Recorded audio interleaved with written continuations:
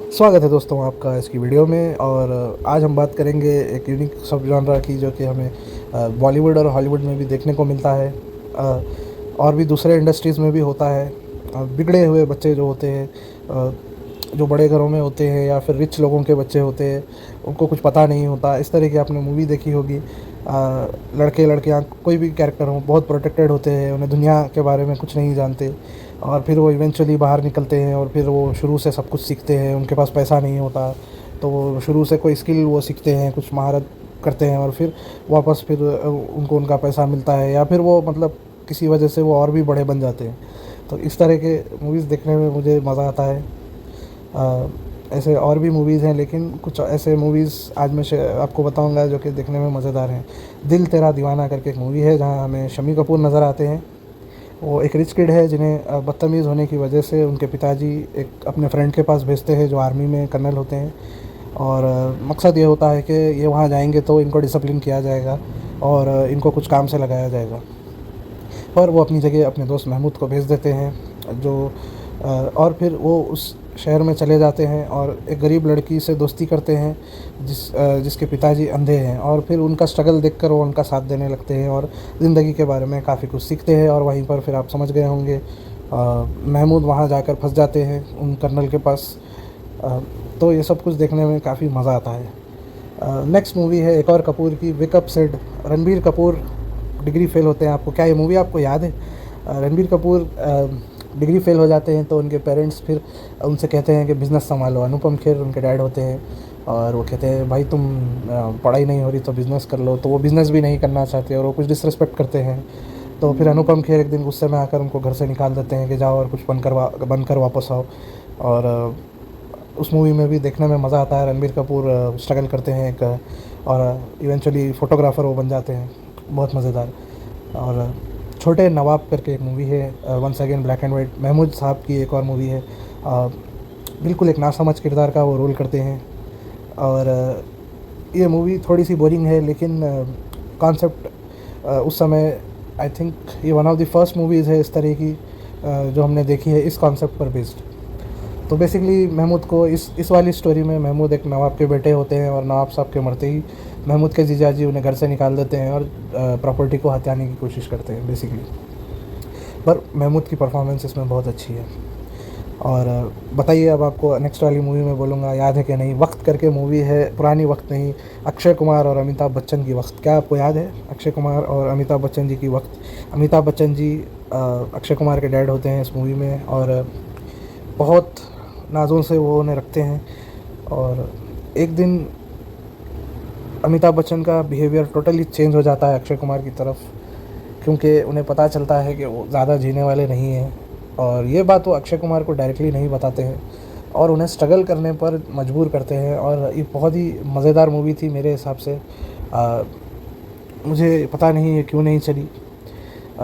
इस पर भी एक वीडियो बन सकती है क्यों नहीं चली ये मूवी। लेकिन परफॉर्मेंस भाई साहब अमिताभ बच्चन का बहुत ज़बरदस्त है। One of the underrated performance है उनका। मैं कहूँगा बागबान जैसी मूवीज़ से भी ज़्यादा अच्छा इस मूवी में उन्होंने परफॉर्म किया है। और अक्षय कुमार का भी अच्छा सॉलिड परफॉर्मेंस है। मूवी में है प्रॉब्लम्स हैं, लॉजिकल फ्लॉज हैं, लेकिन देखने में मज़ा आता है। नेक्स्ट मूवी है गोविंदा की, राजा बाबू नंदू सबका बंधु। भाई साहब मज़ा आता है। गोविंदा आ गए हैं तो फिर मज़ा तो आता ही है। गोविंदा को मेहनत करने के लिए उनके माँ बाप भेज देते हैं और कहते हैं कि तुम मेहनत कर कर कुछ बनोगे तभी तुम्हारी शादी होगी, तो हम तुम्हें सपोर्ट नहीं करेंगे। तो ये भी एक मज़ेदार एक कॉमेडी अंदाज में ये मूवी है। और नेक्स्ट मूवी याद आती है मुझे एक अलग तरह की, अलग लोकेशन पर, तारा रंपम। सैफ अली ख़ान अमेरिका में नैस्कार ड्राइवर होते हैं, बहुत ही शानदार, मिलियंस में पैसे कमाते हैं, बहुत बड़ा घर खरीदते हैं, रानी मुखर्जी जी से शादी करते हैं, उनके बच्चे होते हैं। और वो उन्हें समझाती हैं कि तुम इतना कमा रहे हो बट हम कुछ इन्वेस्ट क्यों नहीं करते और हम सिर्फ स्पेंड क्यों करते रहते। वो उनकी बात नहीं सुनते। और फिर एक दिन एक हादसा होता है जिसमें फिर सैफ अली ख़ान का करियर ख़त्म हो जाता है बेसिकली। और फिर आप समझ गए होंगे, फिर आगे उनको पैसे की प्रॉब्लम्स आती हैं। और फिर जब वो पैसा उन्हें मिल रहा होता है, जब वो चैम्पियन होते हैं, उन्हें उस पैसे की कोई कदर नहीं होती है। उन्हें लगता है पैसा कुछ नहीं होता। और आगे चलकर फिर वो, आप समझ ही गए होंगे, वो फिर पैसे की वैल्यू सीखते हैं।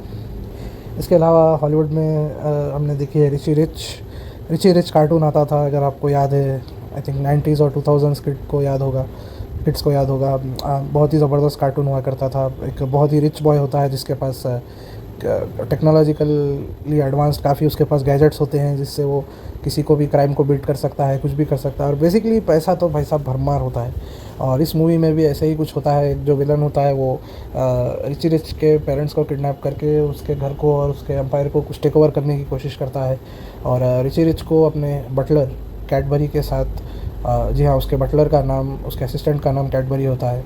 तो रिची रिच और कैडबरी फिर आम लोगों की तरह नॉर्मल अमेरिका के नॉर्मल घरों में शिफ्ट हो जाते हैं, और फिर वो वहाँ के बच्चों के साथ मिलकर टीम बनाकर फिर वो बदला लेते हैं अपना, और अपने एम्पायर को रिकवर करने की कोशिश करते हैं। तो वो देखने में बहुत ही मज़ेदार है। मैकॉले कल्किन की परफॉर्मेंस एज रिची रिच बहुत ही मज़ेदार है।